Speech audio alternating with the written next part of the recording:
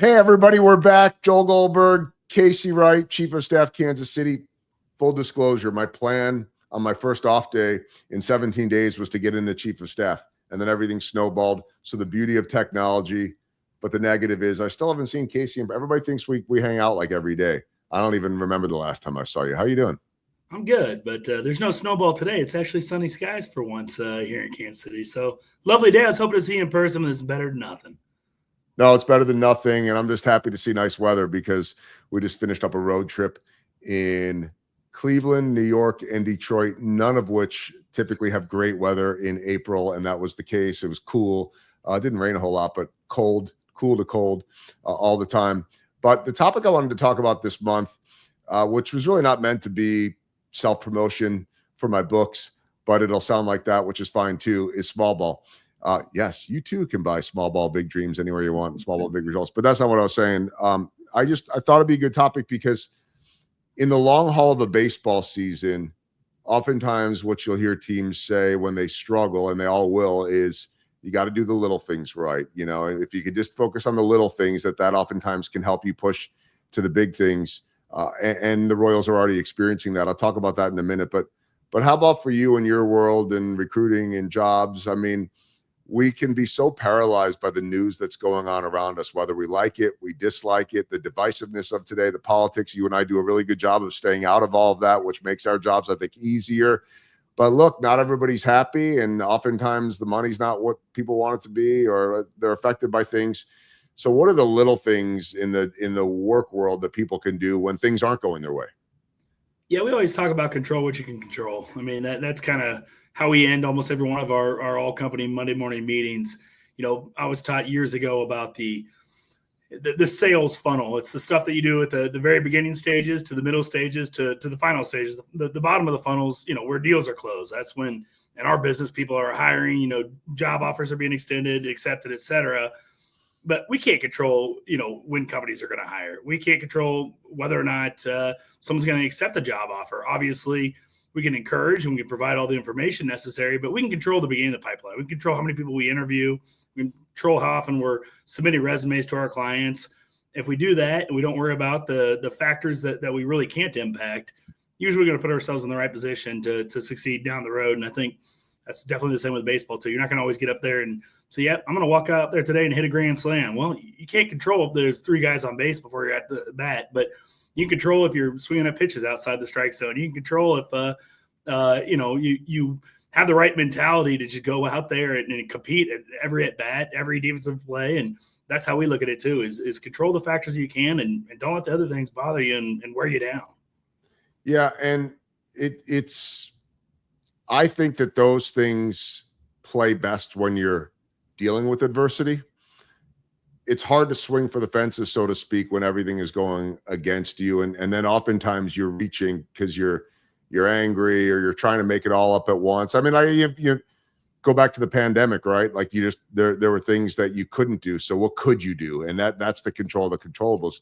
I'll give you this example. I mean, the Royals just come off of as you and I are recording this, a 2-8 road trip.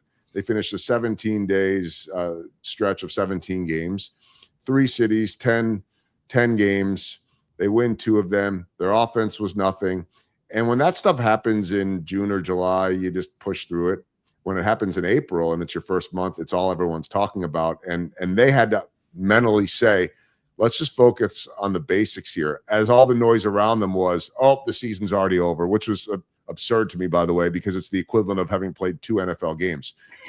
But I've already got people saying they're going to give up. Well, whatever. You can't focus on that. You gotta avoid the noise. And I thought it was amazing. They end a 6-game losing streak yesterday. We're in wherever we were at, Detroit. Had to think about that for a second.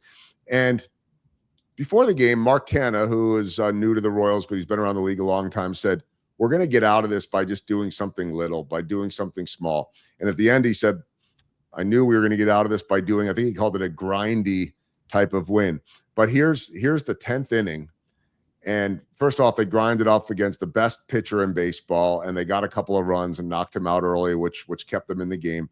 And then in the 10th inning, and this is the ultimate small ball, and I want you to think about this in terms of the real world. Placed runner on second base, the ghost runner, as people like to call it, because it's extra innings. There's nobody out. And Jonathan India comes up and he hits a ground ball to second base. And that sends the runner, Drew Waters, to third. Next batter with one out, Bobby Witt Jr., sac fly.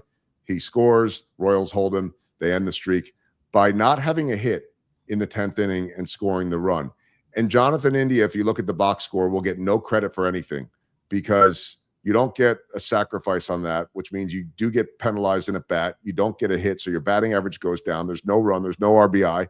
There's nothing statistically that's going to help you. Yet I was standing right on the edge of the dugout in my spot down by the field, and he had a hero's welcome as he came into the dugout, like the appreciation of everyone else, even if statistically it's not going to help him or his bank account. And that's what helped them win the game.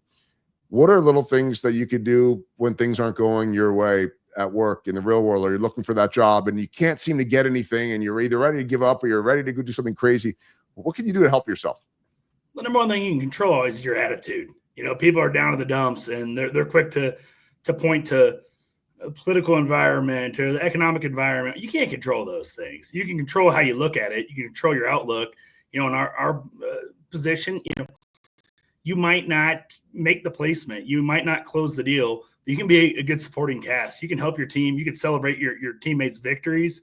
And the more you give, the more you're going to get in return. So if you're taking care of your team, you come to the office every day with a positive attitude, uplifting mentality, you're helping the rest of your team succeed. And guess what? When you need that help, they're going to be there for you too. It's the exact same thing with teammates in any athletic situation too. Like, you might not get the accolades. You might not hit the home run, but you helped your team win one way or another. Who cares if it shows up in the score sheet?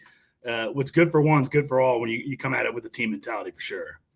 And I think after the fact, we always learn that there are lessons. Like, if you're really paying attention, I mean, none of us want to go through what we did with the pandemic again. I remember how stressful that was for you, for me, for everybody. And we're spending our time hanging out at a distance on driveways and lamenting the fact that we're not making any money. But I don't know. I mean, I look back, I would never want to do it again, but I would be remiss if I didn't learn something during those times that made me better, right? There are always opportunities to better yourself.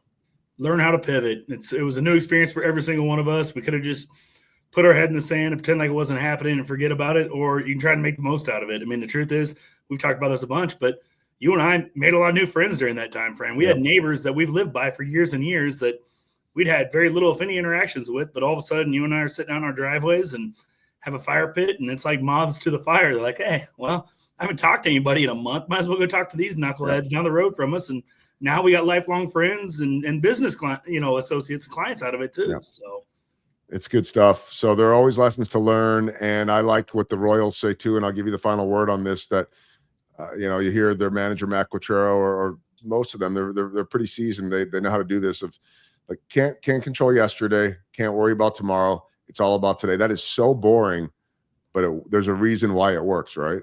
Fundamentals is what it's about in every aspect of life. All right. So play small ball when you're looking for that job, when you're in the office, being that good teammate, or certainly from a baseball standpoint as well. We'll try to do it next month. We'll see. Last month, too crazy, but we'll get in there. We'll keep on doing these. Casey, thank you. And check out my friends at Chief of Staff Kansas City, and we'll see you next month. Thanks, Joel. All right.